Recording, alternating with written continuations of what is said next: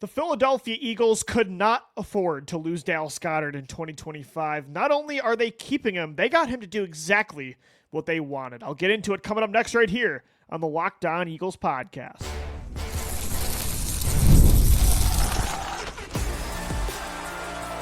You are Locked On Eagles, your daily Philadelphia Eagles podcast. Part of the Locked On Podcast Network, your team every day. We thank you so much for making Locked On Eagles your first listen each and every day. I'm your host, Louie DiBiase. Today's episode is brought to you by FanDuel. Right now, new customers can get $200 in bonus bets when your first $5 bet wins. What a day. Great news for the Philadelphia Eagles for the 2025 season. Trying to repeat as Super Bowl champions. Dallas Goedert will be an Eagle to try to help them run it back. And I think the Eagles won big today. Not only did they get Dallas Goedert back, and that was, to me, a necessity. Like, getting Dallas Goedert back in this championship window, considering the alternatives that they had at tight end right now. It's Grant Calcaterra and Harrison Bryant. They weren't able to draft anybody in the top 3 rounds. It was really Dallas Goedert, or that position was going to be a liability. So they needed Goedert for this year's run, but they also got him to do exactly what they wanted. They got him at the price. Not only did they get to keep Goedert, but they got him at the price they wanted. They wanted him to take a pay cut, and he did that.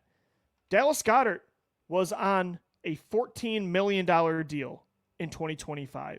The Eagles got him to restructure and take a pay cut, a $4 million pay cut. So now his deal in 2025 is restructured at $10 million with $1 million extra in potential incentives. So the deal goes up potentially to $11 million, but it goes down from what the original cap charge was at $14. So this is win-win for the Philadelphia Eagles, for Howie Roseman, and for Eagles fans that wanted Goedert back. Like, again, as I mentioned, I can't stress this enough. You guys have heard me say it on the show. They could not afford to lose Goedert in 2025. The fact that they got him to take less money, considering the tight end contracts that we saw from, the Arizona Cardinals extending Trey McBride on a $19 million a year extension.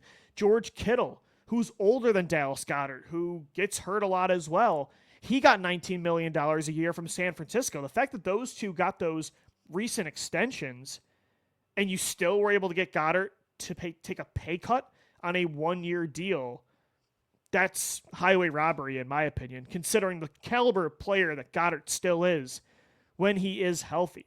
It did surprise me that Goedert's market, it felt like just was not there for his potential new extension that would mirror McBride, Kittle.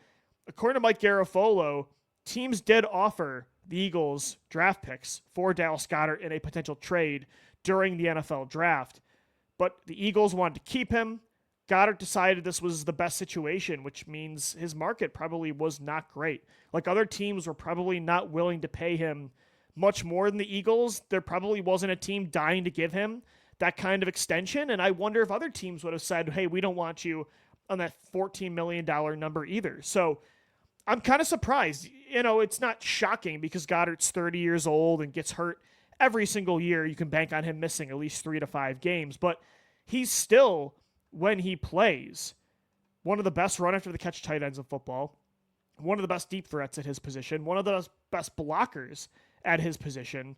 For the Eagles to get him to agree to a similar restructure that Josh Sweat agreed to last year, it's a really good move for the team. This really benefited the team. It stinks for Goedert in a way, right? Like, sometimes you want to see the player get theirs as well, but as an Eagles fan, you got to be feeling pretty good about this. And similar to Josh Sweat's situation last year, I'm really glad this was the resolution, because any sort of late round draft pick you would have got for Josh Sweat last year, any sort of day 3 pick that a team might have been offering you during the draft this year for Dallas Goedert, it wouldn't have been nearly as valuable as just a 1-year rental of that player in a title contending window. Like, 1 year of Josh Sweat last year, instead of a 5th or 6th round pick, was massive. Josh Sweat almost won Super Bowl MVP. Like, he was a massive part of a championship winning season. He led your team in sacks last year. Like, Josh Sweat was really important. And yeah, he left this year to the Arizona Cardinals, but they got a year of really good play, helped you win a title, and you're going to get a comp pick back next year. You're going to get a solid day 2 selection probably. This year, having Dallas Goedert, who's a top 3 passing option in this offense, he is so crucial to the Eagles' over-the-middle passing game on third downs. Like I said, run after the catch, the deep ball, the screen game, blocking. He is such a good blocker as well for Jalen Hurts and for Saquon Barkley next to the offensive line.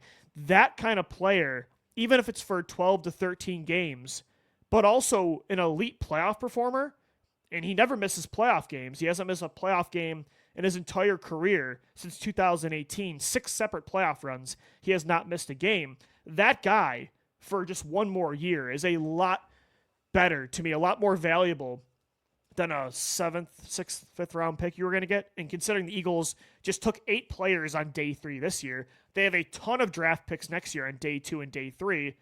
This is the better option. Like, I know the Eagles I think they were being really smart this offseason. They were making a lot of long-term decisions financially. They know they're paying a lot of players on offense. They know they have to pay Jalen Carter eventually and Nolan Smith, and they gave Zach Bond that big contract. They couldn't pay everybody, and they had to think with their head, not their heart. 2018, they moved with their heart a lot. Howie did a great job this offseason learning from those past mistakes, right? Kind of learning from that 2018 run. And so he let Darius Slay go. He let Milton Williams go. He let Josh Sweat walk. He let Mekhi Becton go. As much as he probably loves those players for helping him win a title, he made the right moves long-term financially letting those guys walk. But I will say, although it was great to see him prioritize the long-term, even after a championship win, you still have to have some sort of middle ground approach. You can't completely ignore the short term for the sake of the long term. Like, you should try to repeat as Super Bowl champions. Like, some moves you make should be about 2025. And it feels like they were, I think after the CJ Gardner-Johnson trade, I was like, and then once I heard that Goddard likely wasn't coming back, it felt like for a long time, the odds were Dallas Goedert was not, it was more likely Goddard was not going to be an Eagle than he would be in Philadelphia this coming season. The fact that they got him back is awesome because I thought they were going a little bit too far with the long-term over the short-term approach. The Eagles, without Dallas Goedert this year, that is not a better football team. And yeah, sure, would they have been fine? Probably. I mean, they went 6-1, I think, last year without Goedert, right? Or 5-1? I can't remember. And they were a really good offense because, of course, they are. They have an elite offensive line. They have an elite quarterback. They have Saquon Barkley. They have Devontae Smith. They have A.J. Brown. Like, is Dallas Goedert a glue guy for this offense? No. But he is very, very valuable in different ways. He does a lot of different things for this offense. And he's just another option to take advantage of those mismatches that having Smith, having Brown, having Barkley presents. Like, a defense can't hone in on all of these guys. So when you have, to me, an elite player when healthy in Dallas Goedert as your 4th option on the offense, that's an incredible luxury that a title contending team should want to try to keep in any way possible. Like, try to make that work. And I'm really glad they did that because if not, again, they probably would have been fine. But if A.J. Brown gets hurt, or Devontae Smith or Saquon Barkley, you're an injury or 2 away from being in trouble on offense in the passing game. Like, I'm sorry, as much as I like Jahan Dotson, and I think Grant Calcaterra showed some signs last year of growth, that's not good enough behind Devontae Smith and A.J. Brown in the passing game. Like, you have to have more. And it would have been a significant drop-off. Going from Dallas Goedert to Grant Calcaterra, sure, again, say what you want about Goddard's age, about his injury history. He probably will not get an extension. He's probably done with the Eagles after this season, after 2025. So say what you want about him. But when he's healthy, he's a top 5 tight end in football. He is one of the most complete players at his position that we've ever seen. So I thought they should have just made it work. Even if he didn't agree to a pay cut, I would have guaranteed that $14 million this year. I would have even considered extending him. The fact that the Eagles were able to keep him, that's a win. The fact that they got it done on their terms, getting him to agree to a $4 million pay cut, is an even bigger win for the Eagles. I don't care about that, but the Eagles do because it helped them save money. And that was a big part of this whole dispute over these last few months with Goedert. So that was great news today, seeing Goedert will be an Eagle in 2025. I do wonder if Goedert, legacy-wise, can push Zach Ertz potentially as the greatest tight end in Eagles history. What does he have to do to get to that number one spot? I'll get into that coming up next right here on the Locked On Eagles podcast.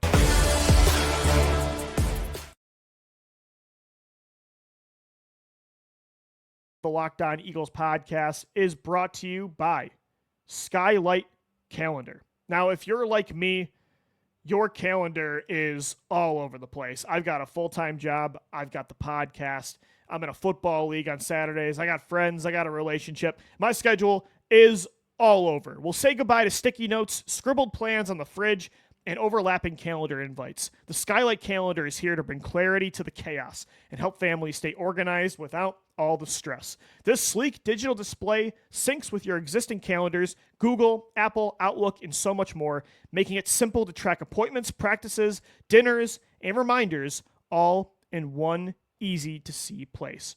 What would it mean to eliminate the "I didn't know" excuse from your family's routine? Could assigning everyone their own color finally solve the who does what confusion in your house? Get it all right now with Skylight Calendar. Right now, Skylight is offering our listeners $30 off their 15-inch calendars by going to skylightcal.com/NFL. Go to skylightcal.com/NFL for $30 off your 15-inch calendar. That's skylightcal.com/NFL. All right, so great news coming from the NovaCare Complex today. The Philadelphia Eagles agreed to a restructured deal with tight end Dallas Goedert. He will take a $4 million pay cut this year. His deal originally for 2025 was worth up to $14 million. Now it's going to be $10 million with $1 million potentially in incentives to earn. So huge for the Eagles that they got him to take a pay cut. I was surprised. I thought his market would be better than this.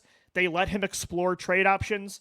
The Eagles had some offers during the draft, but it sounded like Goddard's market wasn't great for an extension. He thought Philadelphia was still the best situation. And I don't think the Eagles were like dying to trade him either for a day 3 pick.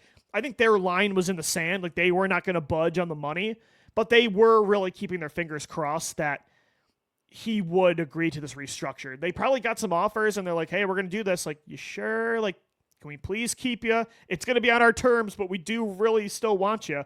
And it worked. So it kind of stinks for Goedert that it has to be this way, but for the Eagles, it's massive because, like I said, Dallas Goedert is such a crucial part of the puzzle. This year, he was a huge part of the 2024 Super Bowl run.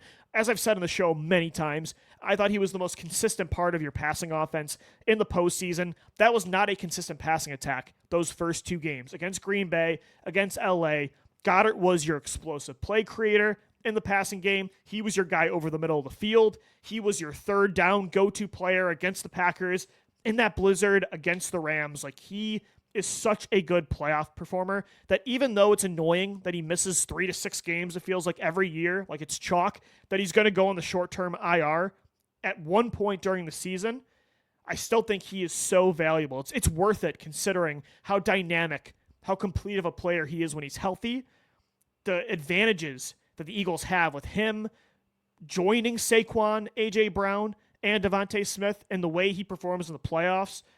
It was, to me, a necessity that they got him back for this repeat run. Now, here's an interesting take. Zach Ertz has been seen for years now as the Eagles tight end GOAT. Like, he is the greatest tight end in Philadelphia Eagles history. But I do actually think there is a scenario where Goedert could eventually replace Zach Ertz as the greatest Eagles tight end of all time. When you look at their resumes, it's not crazy. And right now, it is Zach Ertz. I mean, he has been the best tight end, I think, in franchise history since 2017. He had the game-winning touchdown in Super Bowl 52. He made the play when they're down 33-32 in that game on 4th and 1. They don't win a championship without that conversion. Like, he was your go-to passing target for, I'd say, 6 years, from like 2015 to 2020. Those 6 seasons, he was your go-to passing target for whichever quarterback that was. He's second all-time in franchise history in receptions, 5th all-time in receiving yards. He broke the single-season tight end reception record back in 2018. He had 9 great seasons with Philadelphia. So Ertz's resume is really, really tough to beat. Like, I think right now he is the GOAT.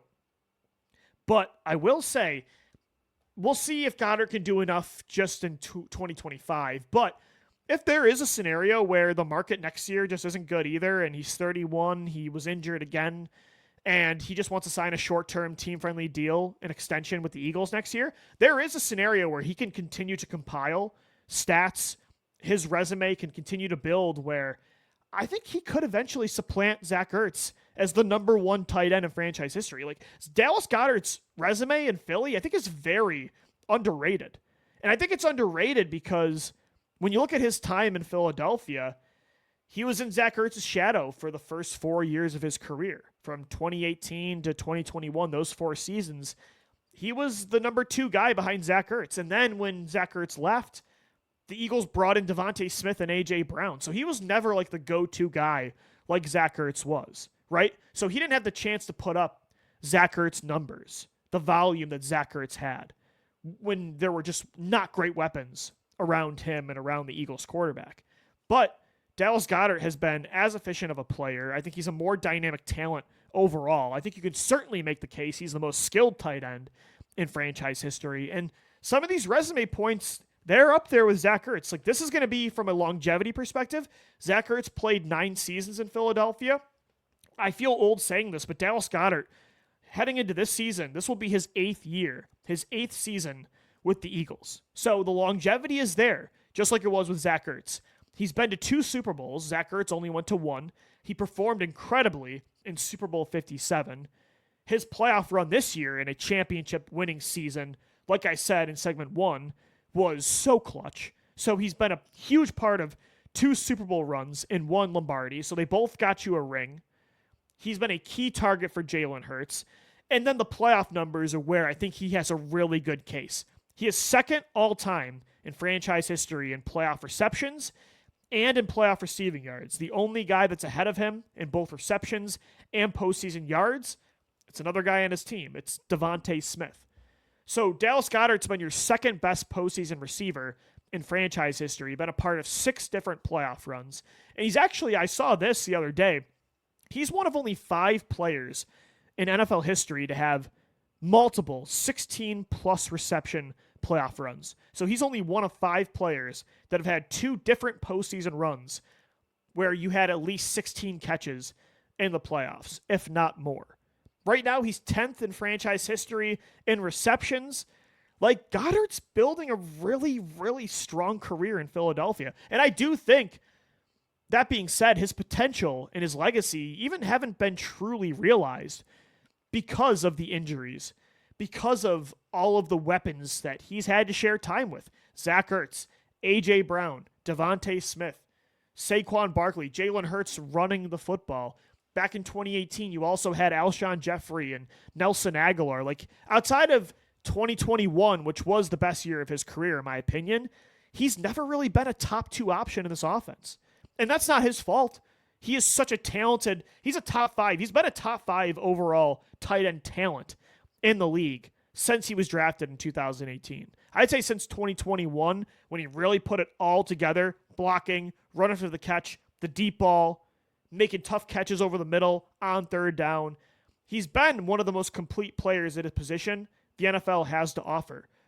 And he's got a great resume. But I actually do think there's another world where if Dallas Goedert's on another football team, he could be another team's Zach Ertz. Like, he could be the GOAT tight end for another franchise. But he's had to share so much time. And the injuries, I guess you can't blame anybody for that. But maybe him, I guess, because he has been injury prone. So that's also hurt his numbers, and he's missed a lot of time. But Dallas Goedert's resume could be even better. I don't think his track record in Philadelphia really truly shows the caliber of player he is. Like, yeah, right now he still has some work to be done. I'm not saying right now on the show he's the Eagles' greatest tight end of all time. I still do think that's Zach Ertz. But I think you can absolutely make the case over Zach Ertz, over Brett Selleck, over Keith Jackson and Chad Lewis and so on and so forth. By far, Goedert is the most complete player of this position in Philadelphia Eagles history. Like, they have never had a tight end with a more complete skill set than Dallas Goedert. Definitely the most talented player they've ever seen here. And that's a player I don't want to lose in 2025. And I'm really glad he's back. If in year 8 he plays all 17 games and makes another great playoff run, if they get another ring and he's got 2, like I said, I do think there's a scenario that plays out where Dallas Goedert could replace Zach Ertz as the GOAT, the Eagles' greatest tight end of all time. All right, guys, we'll wrap up the show. Coming up next right here on Locked On Eagles. What's next? What could Howie Roseman do next? Everybody keeps trying to suggest he adds another defensive back at safety and at corner. I'm going to tell you why that's just not the move. Coming up next right here on Locked On Eagles. Today's episode of the Locked On Eagles podcast is brought to you by FanDuel. The NBA playoffs are in full swing. The postseason has been incredible this year. So many memorable nights delivering you highlight-worthy performances, major momentum shifts. I think every lower seed won the first game of the second round. Can't miss moments every night, whether it's a game-winning shot or a breakout player. There's never been a better time to get in on the action, the NBA Hoops playoff action, right now through FanDuel. They make it easy to stay in the game before tip-off and live. With player props, performance trends, and same-game parlays, fans have more ways than ever to play smart and to win big. New to FanDuel, it's the perfect time to sign up. Head to FanDuel.com, place your first $5 bet, and if you win, you're going to get $200 back in bonus bets. So whether it's a parlay, maybe you're taking the Knicks money line tonight against the Boston Celtics. I keep betting the over on Russell Westbrook's points 4. That's my favorite NBA player of all time. And it's really paying off for me and for the Denver Nuggets. Whatever you bet, $5, first bet. If you win, you'll get $200 back in bonus bets. Make every moment more with FanDuel, the official sports betting partner of the NBA. All right. Phew. Dallas Goedert's an Eagle. We don't have to worry about it for one more year. He'll be in midnight green in 2025. That was the one other move. I was not happy with the C.J. Gardner-Johnson trade. I agreed. I understood with everything else how he did, letting a lot of players that were key in a championship season walk. I understood them all. I didn't like the Gardner-Johnson move, although the Drew Makuba draft pick made me feel a little bit better about that. The other move that would have really pissed me off, not going to lie, if they let Dallas Goedert walk, especially they had trade offers, if they would have took a pick for Goedert, I wouldn't have been happy, but I would have been especially mad if they just outright released him. And there were starting to be some rumors circulating on Eagles Twitter this week that they might just cut him if they don't get the right compensation back. That really fired me up. Not happening. Goedert agreed to a pay restructure, a pay cut, going from $14 million to $10. That was, to me, the last shoe to drop. I'm good now the rest of the way, whatever they want to do. Get me to the regular season. When it comes to what they could do next, I keep seeing people say, okay, now here comes Justin Simmons. Justin Simmons has been clamoring to come to Philadelphia. He wants to rejoin Vic Fangio. He has said it on the Kay Adams show. I think he's mentioned it on multiple different interviews. Brian Baldinger said it today, find him a house in South Jersey. He's coming to the Eagles. It just makes too much sense. He also played for Christian Parker back with the Denver Broncos. Yeah, in theory, it sounds great. Simmons would be a good veteran presence at safety. He knows the scheme. Like I said, he's played for Fangio. He's played for Parker. He's still a pretty solid player. He was good with the Atlanta Falcons last year. But can we stop shoving Justin Simmons down the Eagles' throats? It's not happening. Now, if they wouldn't have drafted Drew Makuba in the second round, if they would have drafted a safety on day 3, and it's just Reed Blankenship, Sidney Brown, and a day 3 rookie to compete with Tristan McCullum, then I would have said absolutely bring in Justin Simmons. Have him be the starter next to Reed Blankenship or be a rotating player, have him compete with Sidney Brown. I would have been all for it. In fact, I even predicted a couple weeks ago before the draft, if they don't draft a safety in the first 2 rounds, Justin Simmons will be signed on Monday or Tuesday after the draft. But now it makes no sense. Why are people still suggesting this? The Eagles have Reed Blankenship. They do have Sidney Brown. They spent a second-round pick on a safety in Drew Makuba. Those are 3 players they've invested a lot in. They love Reed Blankenship. They're very intrigued still by Sidney Brown's skill set. That was a former 3rd-round pick that has not gotten to play a lot of football. Drew Makuba, I've said it 1,000 times on the show, he's the highest draft pick for an Eagles safety since 2011 in 14 years. Where would Justin Simmons fit into this equation? who's he going to beat out? If he beats out Makuba and Sidney Brown, you're going to have two young, promising players just buried on the depth chart that don't get to play now over a 30-plus-year-old safety. I'm sorry, but miss me with that. I'm not happy. I'm not a fan of that at all. And Justin Simmons is going to want to come into a situation where he's the third or fourth guy in the depth chart. Like Drew Makuba, they want him to start. And if they bring in Justin Simmons, he's maybe the third guy, and maybe, you play more. I want to see more three safety looks this year on defense. But then if you use Simmons in that way, now Sidney Brown's buried. Like, it doesn't make sense for, I guess on paper, like zoomed out, it makes some sense for Simmons because he played for Fangio and Parker. But when you really think about it, it doesn't make sense for either side. It doesn't make sense for the Eagles, for the young guys that they want to play. And it doesn't make sense for Simmons because if he comes in, I don't think he's going to be a starter. So every day, it's 2 years in a row now where we get into May and June, and the Eagles have already done something significant at safety. Last year, they brought back C.J. Gardner-Johnson. This year, they drafted Drew Makuba in the second round. And yet, even after those moves, it's a pet peeve of mine, so I'm ranting more on my own behalf here, so I apologize if this is not interesting. But, I mean, every day on Twitter, on Eagles X, whatever you want to call it, it's Justin Simmons this, Justin Simmons that. It's Baldy today. It's Kay Adams tomorrow. It's like, it's not happening. And I know Simmons really wants to be an Eagle. Sure, I want to own a Ferrari. We all want things, but you don't get everything you want. And I'm sorry, Justin Simmons, like, it's time to look elsewhere because the Eagles got their three safeties. It's going to be Reed Blankenship, it's going to be Drew Makuba, and it's going to be Sidney Brown. Now, maybe if he really wants to be an Eagle, he holds out. He can skip training camp, wait until August, September, right before the season starts. Maybe he waits to see if somebody gets injured. Makuba does have an injury history. Like, he's a smaller player at this position. Maybe he gets hurt. Maybe he just is not performing well, and neither is Sidney Brown. He's not taking that step in year 3, and they bring in Simmons. Like, I guess there's still a scenario where it plays out, but that's worst-case scenario, and I don't really want to make moves based on the worst-case scenario. And I've also seen people suggest Asante Samuel Jr. I suggested him a couple months ago, but I think at this point, that's not happening either. I'm a big Asante guy, more than almost anybody. Like, he was one of my favorite players. He was my top corner coming out of the 2021 draft. To see him wear his dad's number, to see him wear number 22 in midnight green would be sweet. It'd be dope. But that doesn't make sense either at this point. Like, they really want to see Kelee Ringo get this opportunity. Like, that's the thing about the Eagles that I love. Over these last few years, they are not trying to create roadblocks now for their young players. They want to give these kids a chance to perform. Even if they don't have the tape that backs it up yet, even if it's just a projection, it's based on promise and evaluation, they're seeing these investments through. They're going to see this Makuba thing through. Maybe it's Sidney Brown. Definitely Kelee Ringo on the outside, unless he's just terrible in training camp and then they start Adoree Jackson. And that's the thing. They signed Adoree Jackson as your, like, just worst case scenario. I don't think Asante coming in makes sense at this point either. Like, he would be cheaper.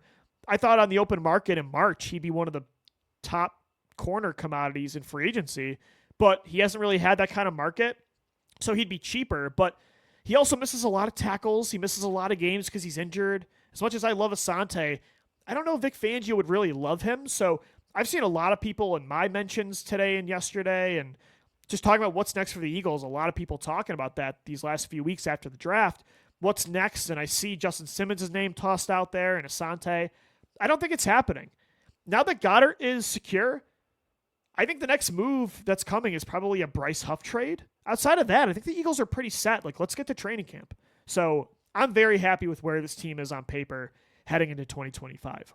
All right, guys, that's going to do it for today's edition of the Locked On Eagles podcast. Thanks so much for making us your first listen each and every day. Make sure your second listen is the Locked On NFL Scouting podcast with Kyle Krabs and Joe Marino, getting you ready for the season, talking about all things NFL draft, roster building, year 2 breakout players, and more. Part of the Locked On Podcast Network, your team every day. Thanks as always for downloading, watching, and listening, and let's go Birds. Fly, Eagles, fly.